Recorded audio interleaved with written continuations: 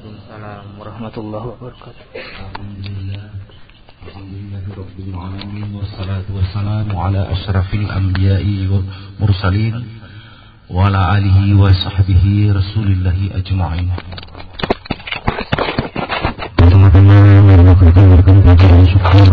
Tuhan Allah Subhanahu wa taala atas segala nikmat-nikmat, nikmat iman, nikmat Islam, serta nikmat kesehatan sehingga kita dapat berkumpul dalam malam yang berbahagia ini untuk mendengarkan pengajian.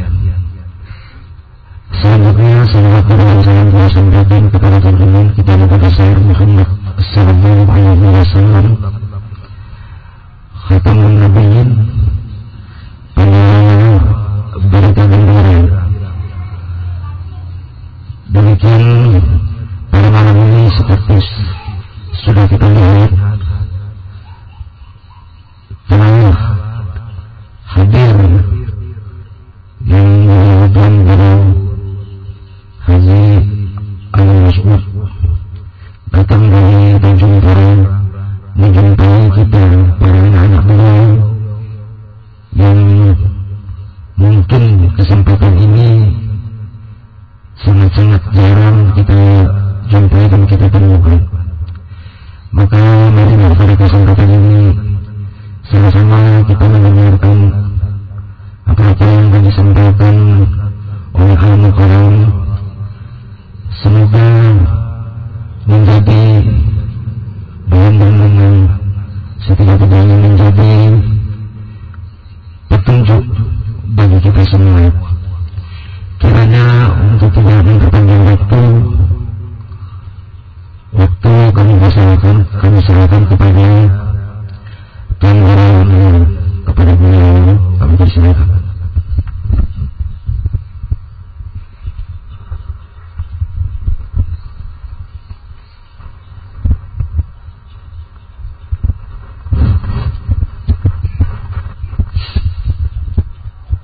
Assalamualaikum warahmatullahi wabarakatuh.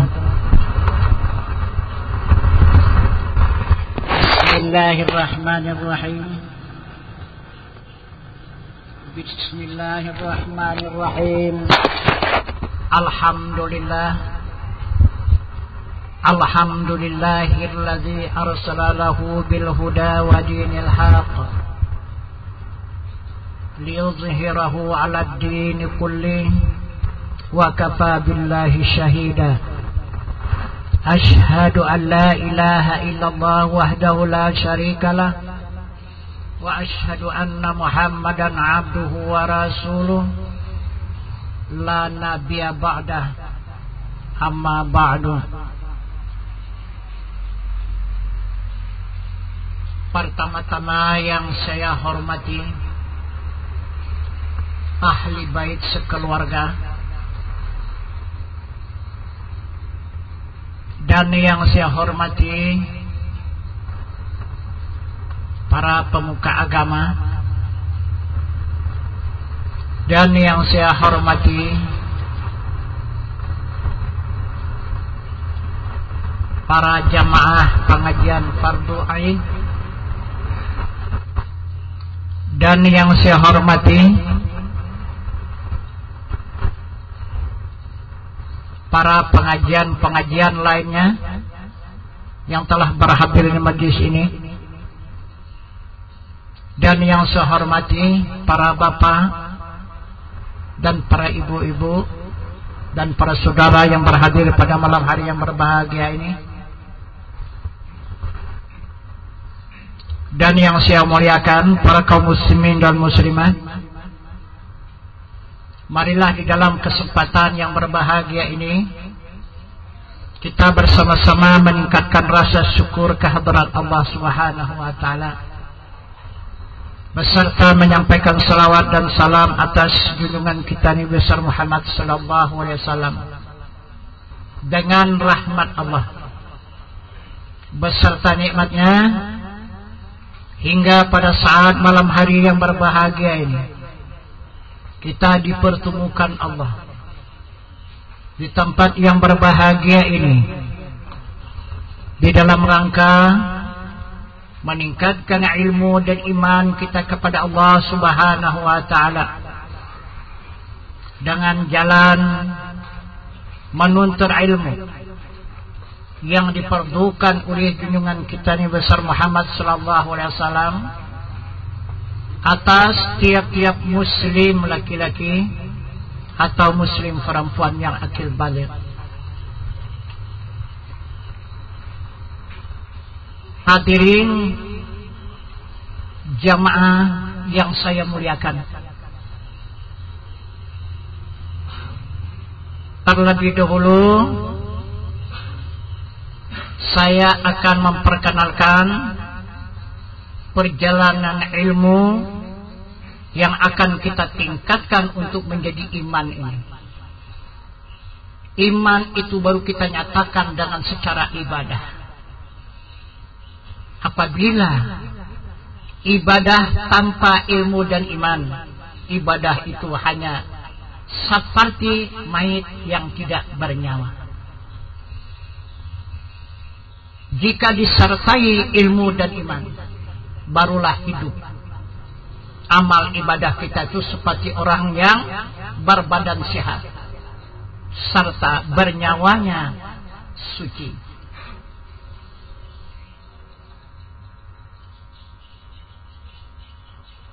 Jadi perjalanan ilmu yang kita tuntut atau yang kita kembangkan sampai saat sekarang ini, kita ini adalah untuk melanjutkan sunnah Rasulullah, yaitu perbuatan Rasulullah beserta ilmunya. Rasulullah mengatakan kepada kita umat ini tidak dibenarkan oleh Allah menceraikan dua hal. Pertama syariat, kedua hakikat. Ini tak boleh bercerai. Sabda Rasul menyatakan kepada kita umat, wasyari'atu bila hakikati atilatu wal hakikati bila syariati batilah. Bersyariat saja, kata Rasul, tanpa hakikat hampa, kosong. Dimisalkan orang mati, itu syariat saja, tubuh yang tidak bernyawa. Berhakikat saja tanpa syariat batal. Tidak akan mungkin nampak nyawa seseorang tanpa ada tubuhnya. Jadi kedua-duanya ini adalah dia mesra. Baru sempurna kehidupan kita hamba Allah. Syariat beserta hakikat.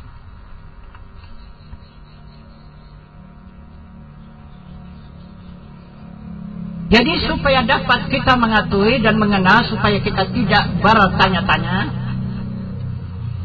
terlebih dahulu sebelum pengajian ini saya sampaikan, dari mana pengajian ini yang sebenarnya.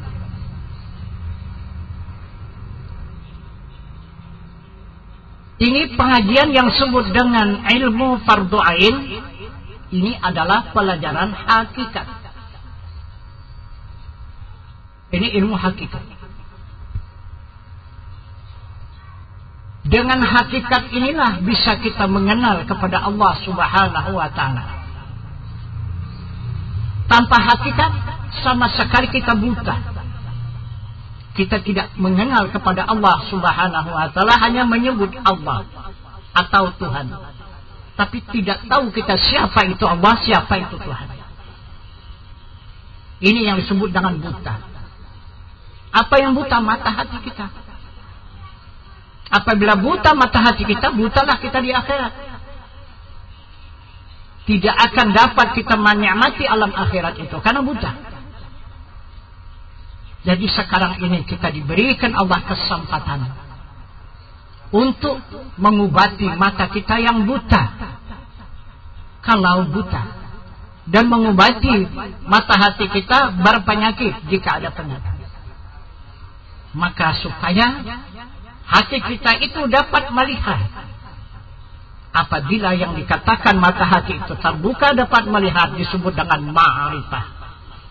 Inilah orang-orang ma'rifah, orang-orang yang dapat melihat wajah Allah Subhanahu wa ta'ala yang laisa kamitslihi syai'un wa huwas samiul basir.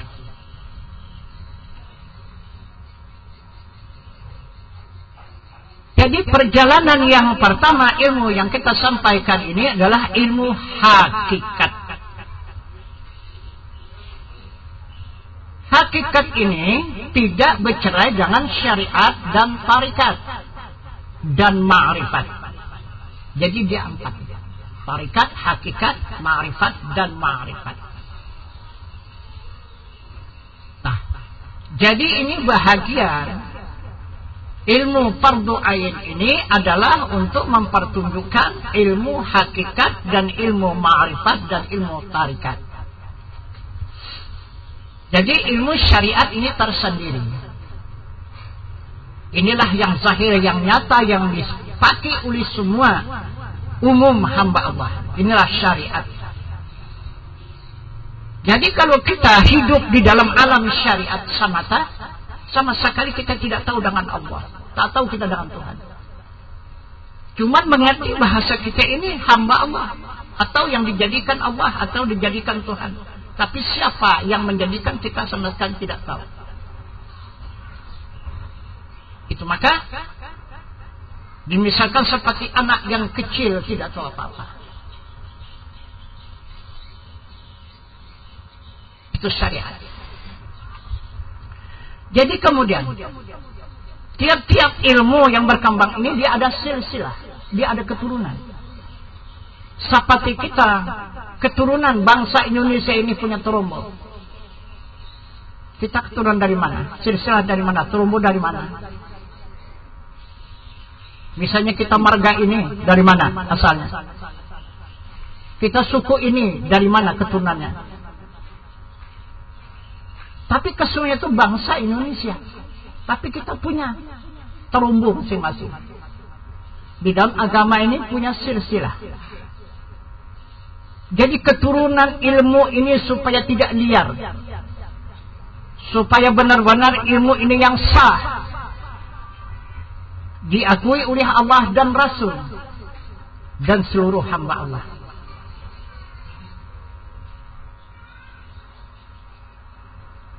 Jadi yang disebut dengan ilmu fardu ain, yaitu 3 ilmu usuluddin, fikih, dan tasawuf.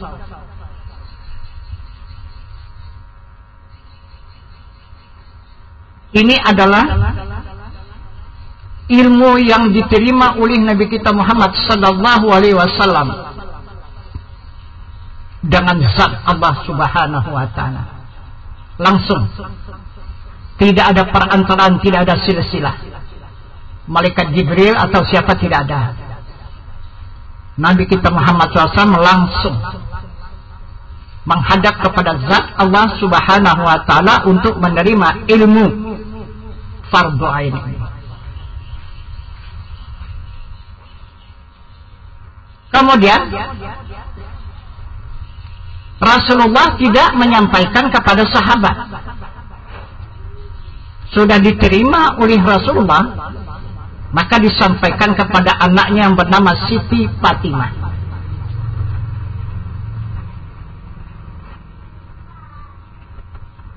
Kemudian baru diturunkan oleh Siti Fatimah kepada wali Maghribi, bangsa Arab Maghribi. Kemudian wali Maghribi menurunkan kepada wali Kutub.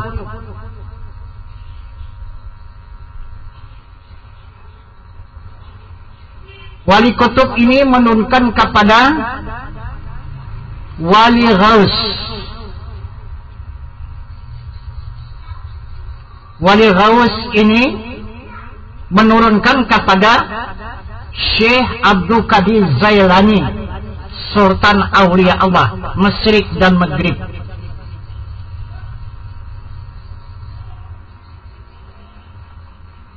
Syekh Abu Qadir Jailani ini menyampaikan kepada Syekh wali zaman Madinah Al-Munawwarah.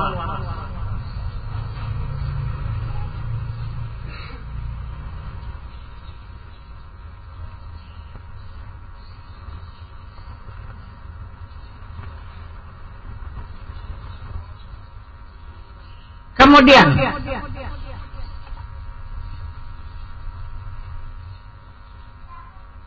Syekh Wali Saman ini menyampaikan kepada Syekh Hatib Ahmad Kuzazi yang menunggu makam Rasulullah di Madinah.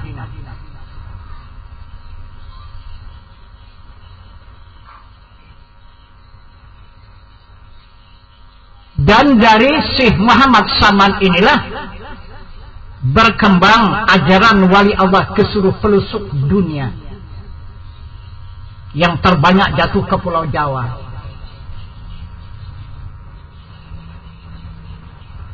Kemudian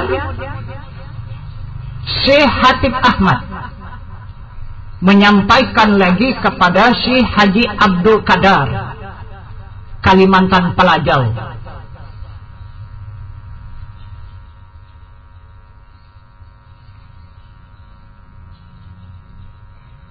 Kemudian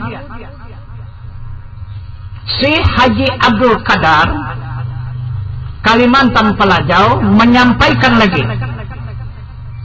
mengamanahkan ilmunya ini kepada Tuan Syekh Haji Usman, juga Kalimantan Pelajau.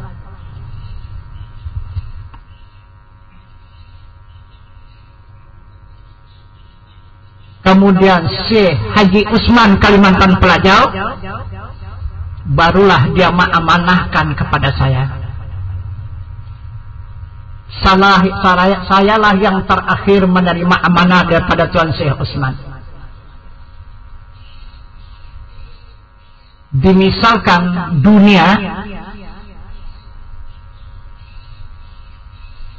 ataupun penjabat-penjabat ataupun aparat-aparat negara kita, saya tidak ada yang satu liting lagi, tinggal saya sendiri.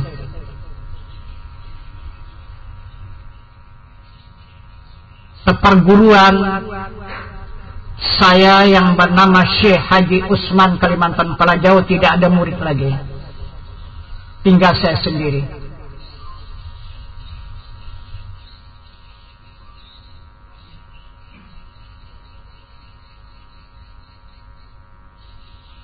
Jika ada mungkin perkembangan yang lain lagi di bawah saya nanti, itu mungkin banyak. Di bawah saya ini adalah silsilah yang keberapa itu? Ke-12 mungkin ya. Nah, itu yang ke bawah. Itu barulah nanti banyak. Tapi setahu saya yang saya menerima amanah, tidak ada lagi. Yang satu liting sama saya, hanya tinggal saya sendiri. Maka dari situ saya menerima amanah dari Tuan Syekh Haji Usman untuk mensyiarkan dan memperkembangkan ilmu fardu ain ini di tengah-tengah masyarakat hamba Allah. Dari semenjak tahun 68 saya menerima amanah sampai sekarang, jadi berarti sudah 40 tahun.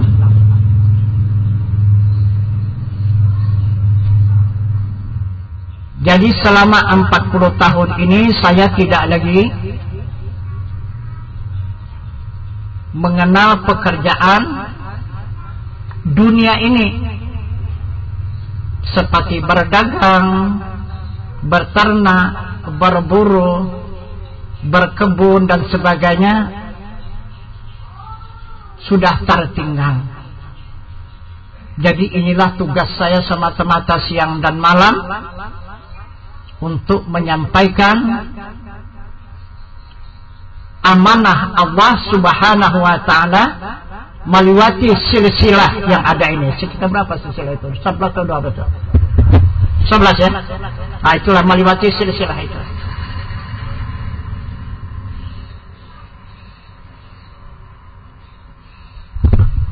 Jadi itu maka saya mengatakan, saya tidak mengaku guru, saya tidak pernah merasa diri saya ulama, dan saya tidak pernah merasa saya punya ilmu satu huruf pun. Kalaupun ada ilmu, itu hanya amanah. Amanah dari zat Allah subhanahu wa ta'ala melewati silsilah sampailah kepada saya. Hanya semata-mata saya menjalankan amanah sesuai dengan pengakuan Rasulullah. Dia ummi, tidak tahu baca, tidak tahu menulis. Kalau tahu dia membaca, mungkin ada ilmunya. Kalau bisa dia menulis, mungkin ada pengalamannya. Sama. Kalaupun saya menulis, hanya kehendak Allah. Kalaupun saya berkata, hanya perintah Allah yang melewati Rasulnya. Jadi tidak ada yang dapat saya katakan mana itu yang benar, mana itu yang salah, saya tidak tahu. Hanya Allah yang mengetahui kebenaran itu. Karena Allah yang maha benar, perkataannya ataupun segala-galanya sadaqallahul azim. Jadi inilah pertama, supaya dapat mencatat, inilah silsilah ilmu yang kita tuntut, yang kita amalkan. Insya Allah mudah-mudahan ini kita meluncur melewati silsilah ini sampai kepada zat Allah subhanahu wa ta'ala, tidak akan diragukan.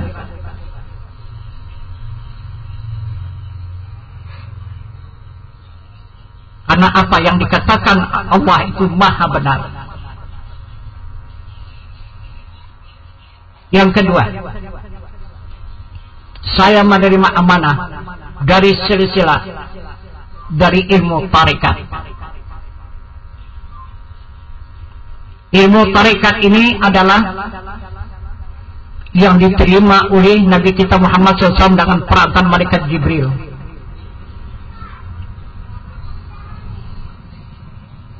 Maka Rasulullah menyampaikan kepada sahabat Abu Bakar, Umar, Utsman, dan Ali. Jadi ini juga saya dapat menerima amanah ini dari sahabat yang empat ini, Abu Bakar, Umar, Utsman, dan Ali. Jadi yang teratas di sini adalah Abu Bakar As-Siddiq. Maka dia dikatakan oleh Rasulullah ibu kebenaran. Bukan itu namanya ya. Nah itu Abu Bakar Siddiq itu ada nama aslinya, tapi bukan Abu Bakar Siddiq ini namanya. Itu gelar yang Rasulullah menamakan Abu Bakar Siddiq, ibu daripada segala kebenaran. Itulah Abu Bakar Siddiq. Jadi sekarang ini dinamakan dengan Tarikat Naqsabandiyah. Jadi ini amanah juga saya terima. Jadi ini silsilahnya yang saya terima 36 keturunan dari malaikat Jibril ke Rasulullah kepada Abu Bakar Siddiq, Abu Bakar Siddiq kepada anaknya terus sampai kepada Imam Tarikat Muhammad Bahuddin Bukhari, kemudian sampai kepada Tuan Syekh Sulaiman Juhdi di Makkah Al-Mukarramah, di surau Rasulullah, menggantikan Rasulullah di suraunya, yaitu Jabal Kubis. Di sanalah menyampaikan dan mengembangkan agama si Sulaiman Juhdi ini. Kemudian barulah datang si Abdul Wahab Rukan Al-Khalidi Naqsabandi mengambil ilmu dari si Sulaiman Juhdi. Jadi saya Abdul Wahab Rukan Al-Khalidi Naqsabandi mengamanahkan kepada Syekh Abdul Manan Padang Sidimpuan, Abdul Manan Siregar Padang Sidimpuan. Kemudian barulah diterima amanah ini oleh anak kandungnya yang terakhir, yang bernama Syekh Haji Madayan Al-Wahab Rukan Al-Khalidi Naqsabandi.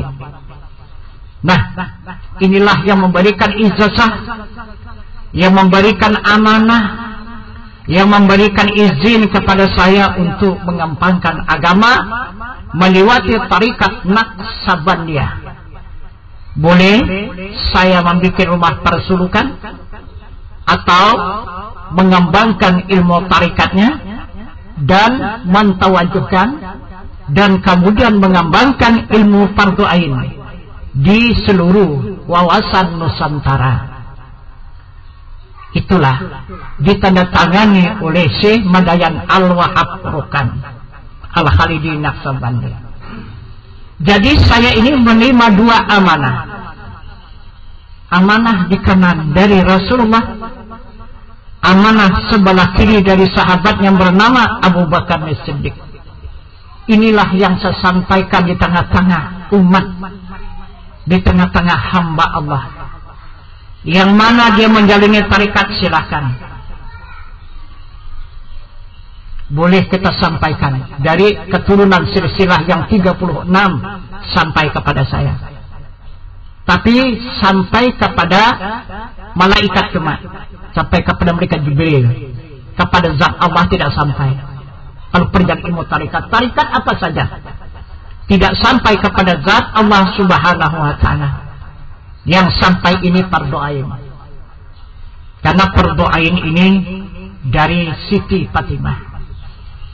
Itu yang mensyiarkan, yang mengembangkan ilmu di tengah-tengah masyarakat hamba Allah di muka bumi ini untuk jalan pengenalan kepada Allah Subhanahu wa ta'ala. Nah, jadi inilah keterangan saya, penjelasan saya, supaya kita tidak bertanya-tanya dari mana ini, apa ini, aliran apa ini. Kita tidak aliran. Kita jelas kita punya silsilah. Itu kita punya keturunan. Itu ilmu ini enggak ilmu haram enggak. Jelas keturunannya dari ini ke ini, dari ini ke ini, dari ini ke ini, dari ini ke ini, dari ini ke ini sampai sekarang. Nah, jadi kita tidak akan menyaksikan dan meragukan masalah perjalanan ilmu yang berkembang. Ya silakan saja orang mengembangkan aliran-aliran kepercayaan dan sebagainya. Itu kita tidak mengicuhkan kepada kita, tidak menghiraukan, tidak kita hiraukan itu perkembangan-perkembangan apapun yang terjadi di muka bumi ini, karena sudah dinyatakan oleh Rasulullah, tarikat yang diajarkan oleh Rasulullah kepada sahabat Abu Bakar, Umar, Utsman, Ali, akhir zaman nanti menjadi 100. Nah, sekarang ini menjadi 100 tarikat pada saat sekarang ini. Jadi kenapa orang-orang tarikat ikut-ikutan menuduh salah, sesat, apa dan sebagainya? Ini kita sudah keluar daripada tarikat. Kalau memang betul-betul kita orang tarikat, apapun aliran yang disampaikan oleh umat Islam ini, jangan dihukum, jangan disalahkan. Kalau rasa salah, perbaiki. Kalau memang kita bertanggung jawab atas agama, perbaiki, panggil mereka, ataupun datangi mereka, tegur di mana mereka punya kesalahan, jangan dihukum. Perbaiki mereka. Begitu juga Rasulullah mengatakan di akhir zaman nanti akan berkembang i'tikad, 73 i'tikad. Padahal i'tikad hanya satu, i'tikad ahli sunnah wal jamaah. Apa arti i'tikad ahli sunnah wal jamaah? Arti i'tikad ahli sunnah wal jamaah, i'tikad itu tujuan, ahli itu ilmu, sunnah itu nabi, jamaah perhimpunan. Yang dicatat oleh Rasul sekatnya 2.4.000 nabi, yang dijadikan Rasul 25 Rasul. Ilmunya mana? Mana ilmu nabi mana? Kita jangan berpedoman kepada ilmu siapa, ilmu si A, si B dan sebagainya. Ilmu nabi itu yang menjadi pedoman. Karena ilmu nabi itu yang dijamin oleh Allah Subhanahu wa ta'ala tidak akan sesat selama-lamanya. Ilmu nabi, yang ilmu orang. Ilmu orang bagaimanapun benar pasti sesat. Ilmu nabi yang sudah dijamin oleh Allah yang tidak sesat, mana dia? Maka ilmu Nabi itu dikatakan oleh Rasulullah i'tikad ahli sunnah wal jamaah. Tapi yang menghancurkan i'tikad ahli sunnah wal jamaah Qadariyah, Jabariyah, Mu'tazilah. Inilah yang menghancurkan, yang menenggelamkan i'tikad ahli sunnah wal jamaah. Maka tidak berkembang i'tikad pada saat sekarang ini. Belum tentu 1000 orang satu punya i'tikad ahli sunnah wal jamaah. Nah, yang kebanyakan berkembang adalah Qadariyah, Jabariyah, Mu'tazilah. Contoh, seperti kita, siapalah yang menggerakkan tangan ini, maka tangan ini bisa bergerak? Siapa? Hamba. Ini jelas hamba, manusia. Ini ada. Benar kan? Benar. Inilah manusia.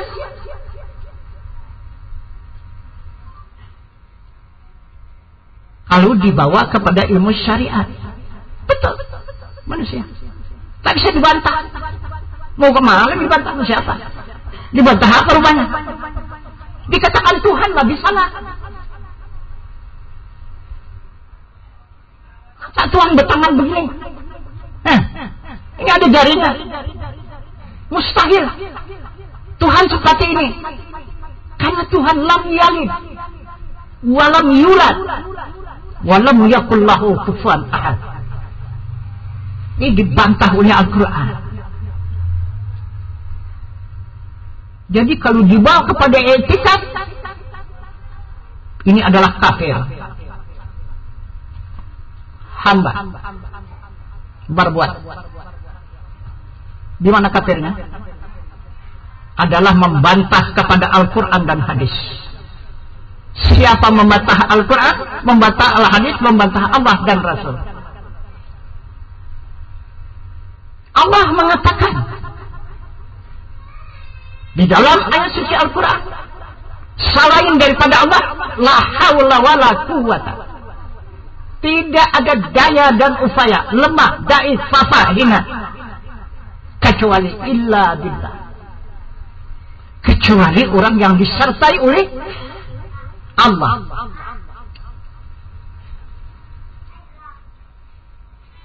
Baru bisa bergerak. Hadis Rasul mengatakan lagi, la tahrafun zarratin illa biiznillah.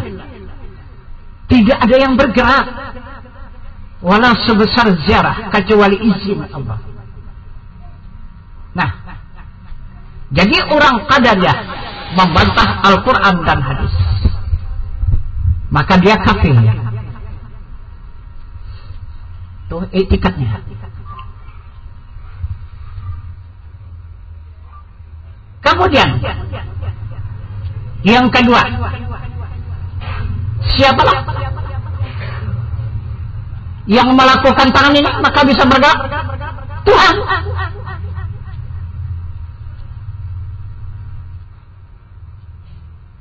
Mana alasan?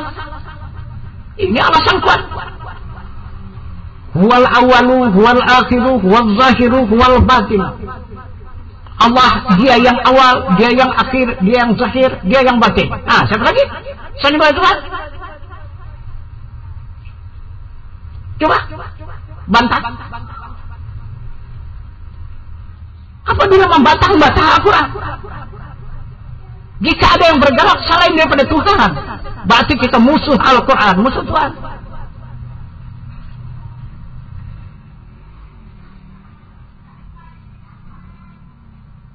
Benar di dalam ilmu, tapi di dalam i'tikad itu Jabariyah.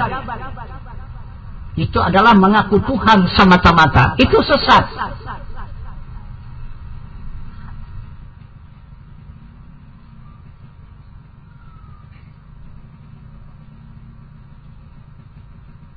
Yang ketiga,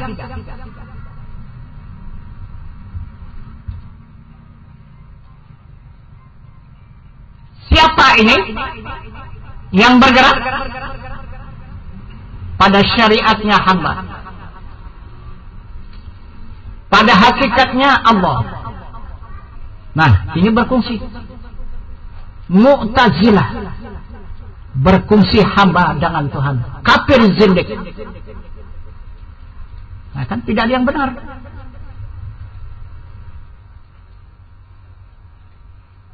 Seperti perkataan yang lazim, kita hanya berusaha. Tuhanlah yang memberikan rezeki ataupun yang menentukan rezeki kita. Nah, kita hanya dapat berusaha, tidak dapat menentukan rezeki. Tuhanlah yang menentukan rezeki atas usaha hambanya. Jadi berfungsi hamba dengan Tuhan. Mu'tazilah, ini kafir zindik.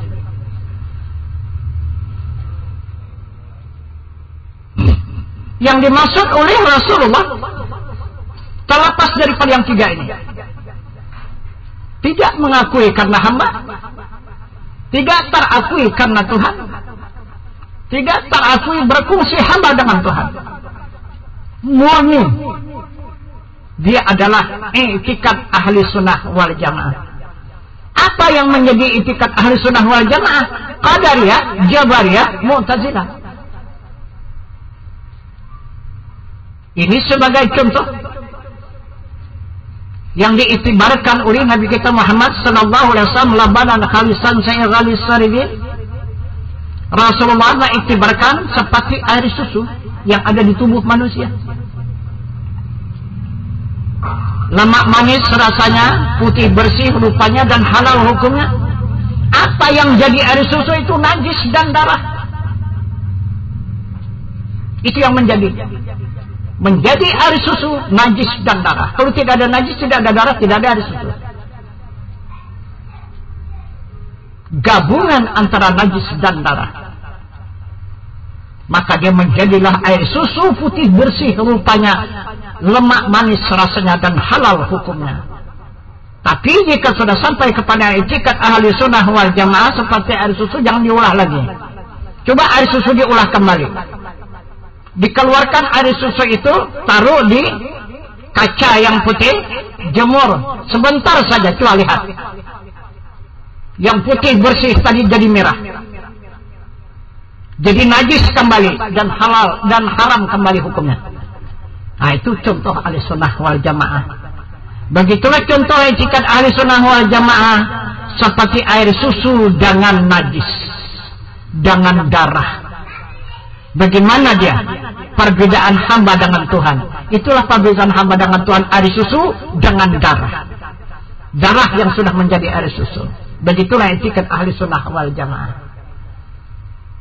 Yang di diri hamba sudah dapat kita ketahui, itulah yang membesarkan diri manusia dengan air susu itu. Tetapi air susu itu dialirkan oleh ibunya, tidak diketahui oleh orang yang lain. Hanya antara anak dengan ibu yang tahu. Orang lain tidak bisa. Nah, karena di situ hanya kontak rasa.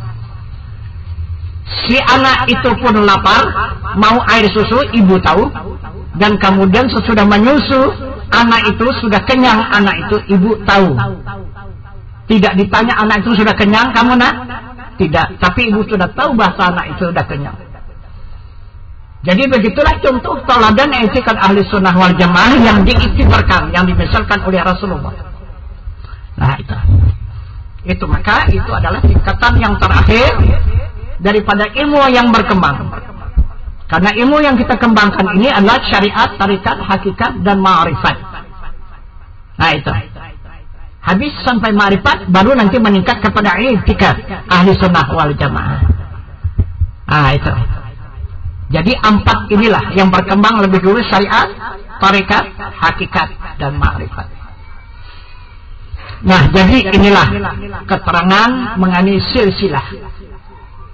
Nah, itu keturunan perkembangan ilmu yang kita sampaikan sampai pada saat sekarang. Kemudian baru kita awali perjalanan ilmu fardu ain ini. Jadi Allah Subhanahu wa ta'ala menerangkan kepada kita hamba Apa kata Allah? Iqra. Apa itu Iqra? Baca. Apa yang dibaca? Buku tidak ada. Maka Rasul menjawab, tidak tahu baca. Iqra. Kata Jibril, saya tidak tahu baca.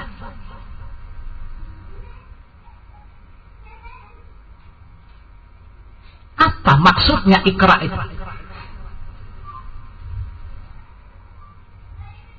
Itu adalah perkataan Jibril.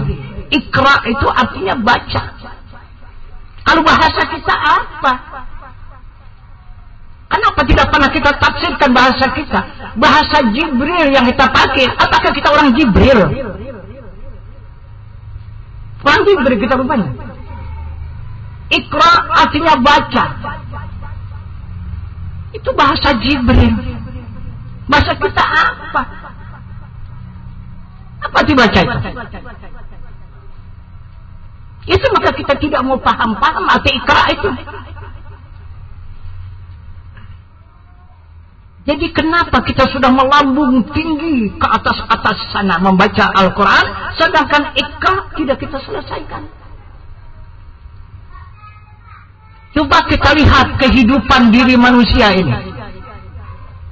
Dipertunjuki oleh Allah Subhanahu wa Ta'ala. Seperti apa rupanya hidup kita manusia? Itu seperti tumbuh-tumbuhan. Seperti pohon kayu itu. Di mana kekuatan pohon kayu itu? Adalah akar. Kalau akar ini busuk, macam mana pohon kayu itu? Bisakah hidup subur? Berkembang? Berdaun lebat? Berbuah yang baik? Tak mungkin. Itu adalah berdasarkan akar yang menjalar di bumi. Nah, itu contoh hakikat. Jadi apabila hakikat kita ini tidak benar, maka pohon akan menjadi sia-sia. Pohon adalah tubuh yang melakukan amal ibadah akan terbuang. Maka buah itu kosong. Buah pohon itu tidak berisi. Apa yang mau kita nikmati? Kalau tidak berisi buah itu, begitulah contoh tauladan kita melakukan amal ibadah. Tak ada balasan dari Allah. Tak ada pahalanya dari Allah. Karena tidak sampai amal ibadah kita itu kepada Allah Subhanahu wa Ta'ala.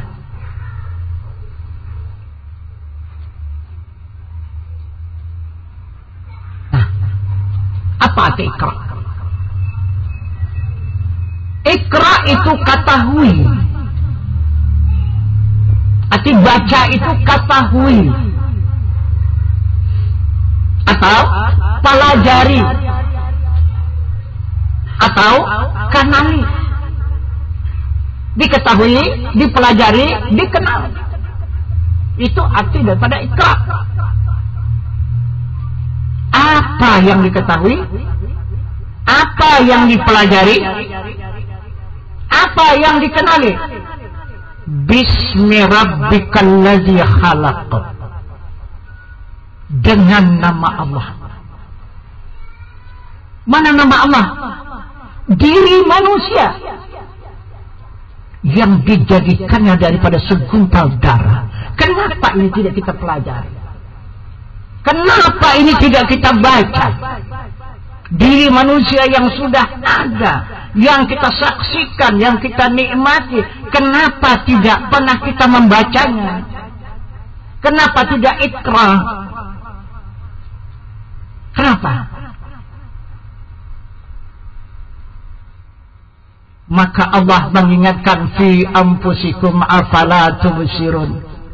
Yang ada pada diri kamu kenapa tidak kamu lihat? Apa rupanya ada pada diri itu? Itu ayat berikutnya ke atas. Tapi kita adalah disuruh oleh Allah, diperintah oleh Allah yang pertama mempelajari diri. siapa diri kita ini yang sebenarnya. Itu arti daripada baca. Karena tubuh kita ini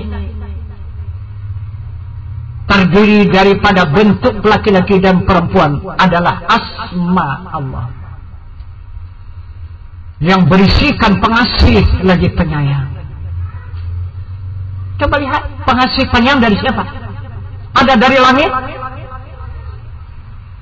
Ada dari mana? Dari udara, dari laut, dari daratan, dari mana? Meluncur dari tangan manusia dan dari hati manusia. Itulah kasih sayang Ar-Rahman Ar-Rahim yang ada pada hati manusia.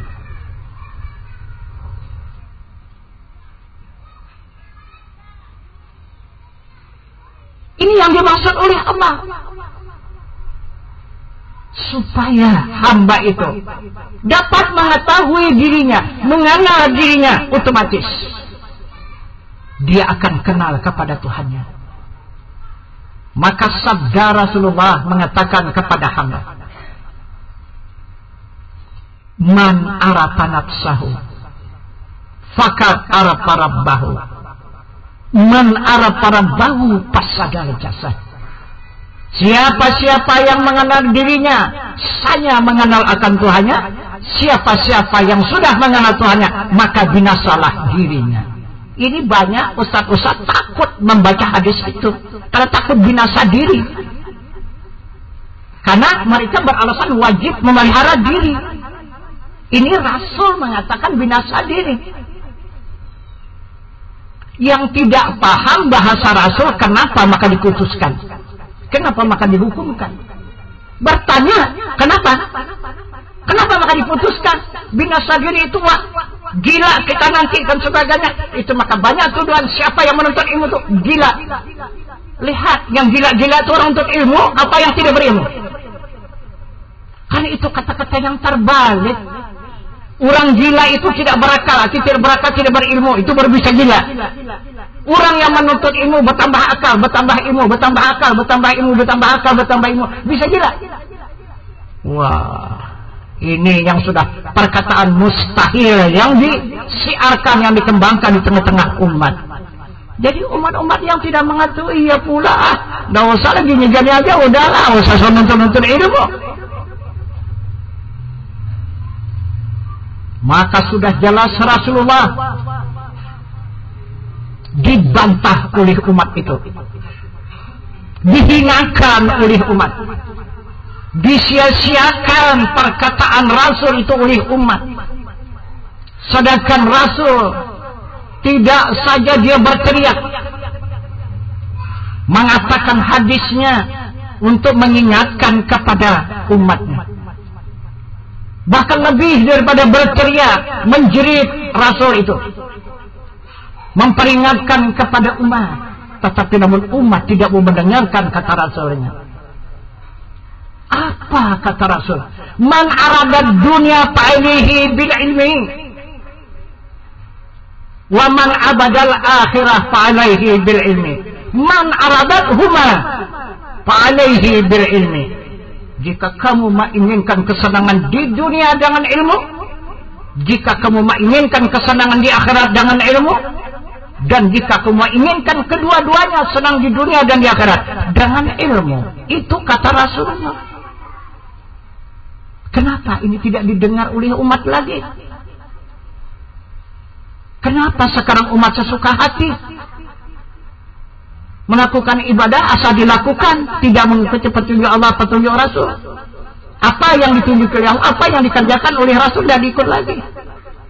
Nah, disitulah kerusakan-kerusakan kita umat, karena tidak mempedulikan Allah dan Rasul lagi. Jadi kita berbuatlah sesuatu itu, tapi mengikuti petunjuk Allah dan petunjuk Rasulullah. Karena apabila kita tidak mengikuti petunjuk Rasulullah, Rasul berkata kepada umatnya, wal amalu bila amalin dalalun sadid, beramal tiada berilmu sesat yang sangat. Jadi yang dimaksud oleh Rasul, siapa-siapa yang mengenal dirinya pasti mengenal Tuhan. Atisanya itu bahasa halusnya, kalau dikasarkan pasti. Siapa-siapa yang kenal dirinya pasti akan kenal dengan Tuhannya. Siapa-siapa yang sudah mengenal Tuhannya, maka binasa dirinya. Kenapa maka binasa? Kalaulah dia tidak binasa dirinya, berarti dua diri. Diri hamba, diri Tuhan. Jadi dua diri.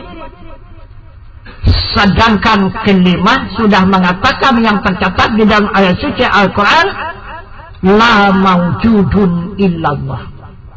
Tidak ada yang ada. Yang ada hanya Allah subhanahu wa ta'ala.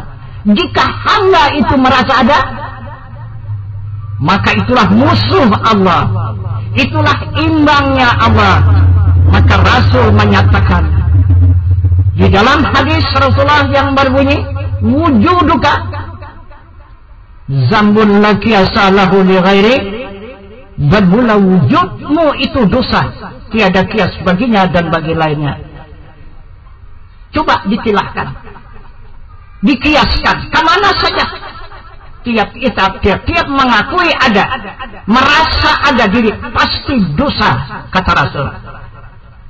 Kenapa maka kita selalu bicara ini dosa, ini pahala, ini dosa, ini pahala. Yang mana dosa, mana pahala aku tidak tahu. Mana dosa, mana pahala. Cuman hanya cerita dosa dan pahala. Ketahui mana wujud dosa, mana wujud pahala. Jika kita berbuat sesuatu itu karena Allah, itulah dia wujud pahala. Jika kita berbuat itu wujud hamba semata-mata, itulah dosa. Itu kata Rasulullah. Bukan kita berbuat begini-begini, ini pahala. Kita buat begini-begini, ini dosa. Belum tentu. Sekarang kita melakukan ibadah salat itu dosa atau pahala? Nah, macam mana? Dosa atau pahala? Pahala ya? Macam mana? Udah pahala, kita melakukan salat 5 waktu tuh. Hah? Coba kita tahu sekarang aja, kita tidak usah sembunyi-sembunyi lah. Iya kan? Kita yang kita baca ini zahir dan batin kita. Coba kita terus terang saja, kita katakan waktu kita melakukan salat yang 5 waktu itu dosa atau pahala? Pahala. Alasan? Mana alasannya? Apakah benar itu naik karena Allah? Ya? Kita coba kita lihat baca lafaz daripada niat. Ya? Misalnya salat maghrib, usalli fadal maghribi salasa rakaatin lillahi ta'ala, Allahu akbar. Sahaja aku salat pada maghrib 3 rakaat tunai karena Allah. Betul karena Allah? Kalau karena Allah betul pahala. Kalau karena kita dosa. Siapa mengatakan dosa? Dosa jadi neraka. Itu yang dikatakan Allah, fawailun lil musallin alladzina hum an salatihim sahun. Celaka dalam sebuah neraka bagi orang yang salat yang lalai dari ingatan. Coba periksa dengan jujur ingatan kita kemana waktu salat.